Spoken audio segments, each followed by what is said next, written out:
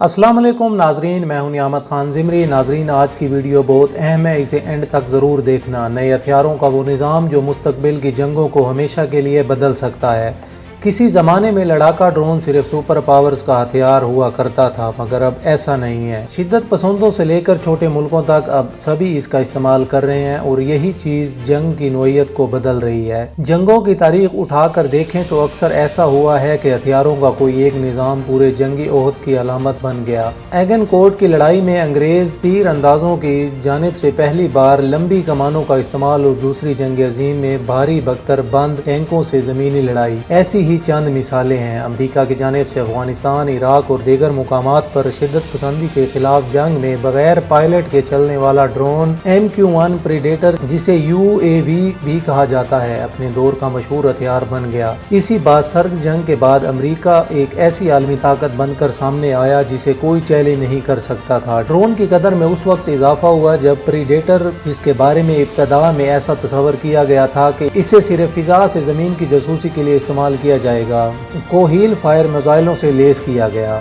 Predator के बाद wrapper नामी ड्रोन बनाया गया जिसका मकसद ही शिकार करना था। प्रीडेटर के मुकाबले में यह ज्यादा दूर तक परवाज करने के अलावा ज्यादा मिकदार में गोला बारूद ले जा सकता है। इन ड्रोन्स के नाम ही उनके मकासद को वाज़ेह तौर पर जाहिर करते हैं। वाशिंगटन के दुश्मन जहां सोच भी नहीं सकते हों, ये किसी भी वक्त और कहीं भी इन्हें बिल्कुल दुरुस्त मुकामात पर कत्ल करने की सलाहियत रखते हैं। ख्याल किया जाता है कि ये रैपर ड्रोन्स ही थे जिन्हें जनवरी 2020 में बगदाद एयरपोर्ट के बाहर ईरानी जनरल कासिम सुलेमानी को मारने के लिए इस्तेमाल किया गया। एक मुख्तसर अरसे तक सिर्फ अमेरिका और इसराइल ही ऐसे हमले करने की सलाहियत रखते थे। एक मुख्तसर अरसे तक सिर्फ अमेरिका और इसराइल ही ऐसे हमले करने की सलाहियत रखते थे। आप इसे लड़ाका ड्रोन्स का पहला दौर कह सकते हैं। ताहम अब बहुत सी चीजें ड्रामाई अंदाज में बदल गई हैं। ड्रोन से लड़ी जाने वाली जंग एक नए दौर में दाखिल हो चुकी है जिसमें कई और खिलाड़ी मैदान में शामिल हो गए हैं और बगैर पायलट के चलने वाले उन ड्रोन्स का किरदार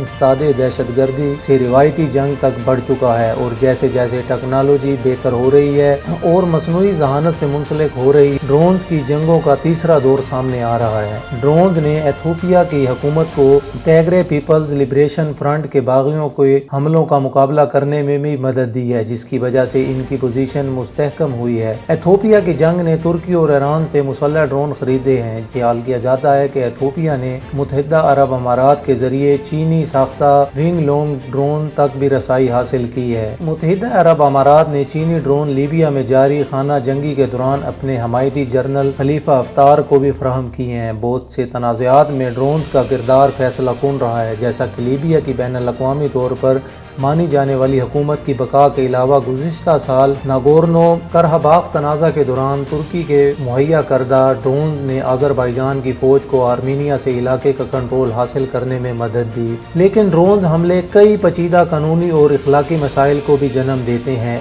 ऐसे हमले कितने कामयाब होते हैं, इसका इन्हिसार इंटेलिजेंस इतलात पर होता है। ये उम्मीद के ड्रोन्स का इस्तेमाल किसी किस्म के असलह कंट्रोल मुआहदे के ताबे बनाया जा सकता है पूरी नहीं हो सकती। अगरचे अमेरिका अपनी जदीद तरीन ड्रोन्स टेक्नोलॉजी करीबी इत्तेहादियों के अलावा किसी को देने से कतराता है, दूसरे ममालिक ऐसा नहीं करते। इसीलिए ड्रोन्स या UAVs का फैलाव तेज तर होता जा रहा है। इस वक्त दुनिया भर में तकरीबन 100 से ज्यादा ममालिक और गैर रियासी गिरोह ड्रोन्स की सलाहियत रखते हैं। इनमें से कई मुसल्लह ड्रोन तक रसाई भी रखते हैं। पाल शारे centre for new American security के डायरेक्टर स्टडीज हैं।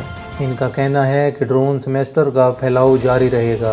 इनका कहना है कि ड्रोन सिस्टम्स का फैलाव जारी रहेगा। इनका कहना है कि चीन इस वक्त दुनिया में ड्रोन बरामद करने वाला सबसे बड़ा मुल्क है, लेकिन अब ड्रोन सिर्फ बड़ी फौजी ताकतों तक महदूद नहीं रहे। ईरान और तुर्की जैसी ताकतें जो ड्रोन टेक्नोलॉजी की हामिल हैं, इन सिस्टम्स को बैरून मुल्क फरोख्त कर रही हैं। पाल के मुताबिक कमर्शियल ड्रोन टेक्नोलॉजी अब इतनी आम हो चुकी है कि कोई भी चंद $100 की मदद से हमला करने वाला ड्रोन बना सकता है और चंद शिद्दत पसंद ग्रुप ऐसा कर भी चुके हैं। वो कहते हैं कि ड्रोन का जंग पर असर भी कोई हैरान कुन बात नहीं, क्योंकि वो किसी भी मुल्क को एक सस्ती फिजाई ताकत फराहम करते हैं। ऐसे ममालिक या ग्रोह जो महंगे लड़ाका हथियार खरीदने की सकत नहीं रखते, ड्रोन खरीद सकते हैं। और अगरचा ड्रोन में वो सलाहियत नहीं जो एक लड़ाका हथियारे में होती है, लेकिन फिर भी किसी हद तक फिजाई हमले की सलाहियत जरूर हासिल हो जाती है। जदीद डिजिटल टेक्नोलॉजी जो हाई डिफेंसिव जासूसी جاسوسی اور ہدف کو درست طریقے سے نشانہ بنانے کی صلاحیت دیتی ہے کی مدد سے ڈرون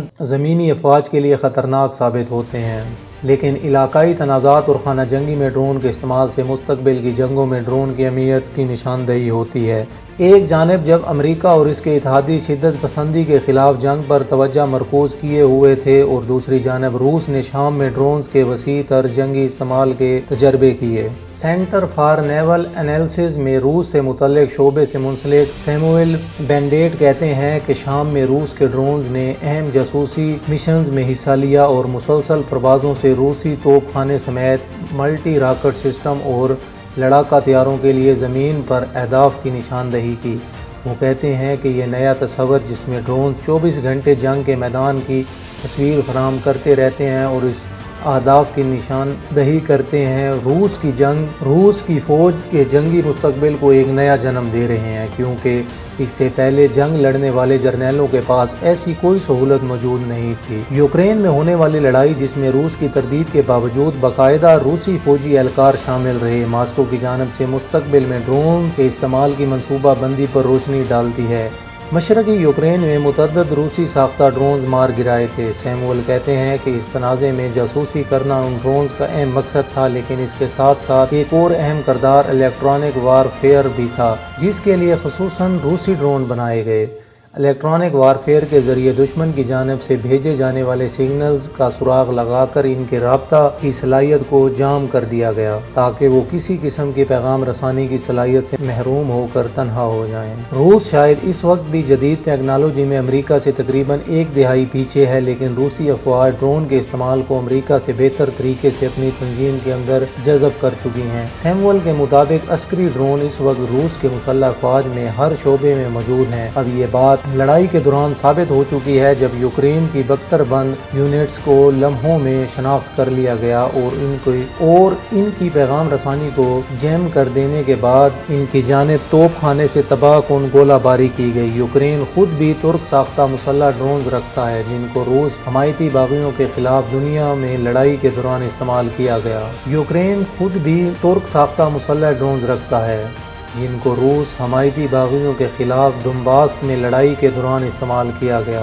جنگ کے میدان سے پرے شدت پسند اور مسلح گروہ بھی ڈرونز استعمال کر رہے ہیں، لیکن سوال یہ ہے کہ جب ڈرونز کا خطرہ سمجھ میں آ چکا ہے تو اس کا توڑ کرنا اتنا مشکل کیوں ہے؟ پال شارے کہتے ہیں کہ آج کل استعمال ہونے والے ڈرون کسی روایتی لڑاکا ہتھیارے سے بہت چھوٹے ہیں اور اس لیے ان کی نشاندہی کے لیے مختلف قسم کے فضائی دفاعی سسٹم درکار ہیں۔ ان کی رفتار انتہائی کم ہو رہی ہے اور یہ زمین کے قریب اڑتے ہیں، جس کا مطلب یہ ہے کہ زیادہ تر فضائی دفاعی سسٹمز انہیں مار گرانے کی صلاحیت ہی نہیں رکھتے۔ پال کے مطابق بہت سے ممالک ڈرون مخالف صلاحیت پیدا کرنے پر کام کر رہے ہیں اور اگلے چند سال کے دوران بہتر اور منظم سسٹم نظر آئیں گے۔ ایک چیلنج یہ بھی ہے کہ بڑی تعداد میں ڈرون حملوں کو کیسے روکا جائے، کیونکہ سستے ڈرون بہت زیادہ تعداد میں بنائے جا سکتے ہیں۔ مستقبل میں ڈرونز کی جرمٹ کی شکل میں حملہ آور ہونے پر بات ہوتی ہے۔ ایسے حملے ہو بھی چکے ہیں۔ 2018 میں شامی باغیوں نے روس کے ایک فضائی اڈے پر 13 ڈرونز کی مدد سے حملہ کیا تھا، لیکن پال شارے کے مطابق ڈرونز کی جرمٹ سے مراد یہ نہیں کہ ان کی تعداد کتنی ہوگی، لیکن اس کا اصل مطلب یہ ہے کہ ڈرونز بنا کسی انسانی مدد کے آس پاس میں کتنے بہتر انداز میں رابطے میں ہیں۔ ایسے حملے ایک ہی وقت میں مختلف سمتوں میں زمین پر دفاع کرنے والوں کے لیے مشکلات پیدا کر سکتے ہیں۔ پال شارے کہتے ہیں کہ اگر ایسا ہو گیا تو وقت کے ساتھ ساتھ جنگ کا تصور ڈرامائی انداز میں تبدیل ہو سکتا ہے۔ ناظرین، یہ تھی آج کی ویڈیو۔ اگر ہماری یہ ویڈیو آپ کو اچھی لگے تو ہمارے چینل کو ضرور لائک کریں، سبسکرائب کریں۔ اللہ نگہبان۔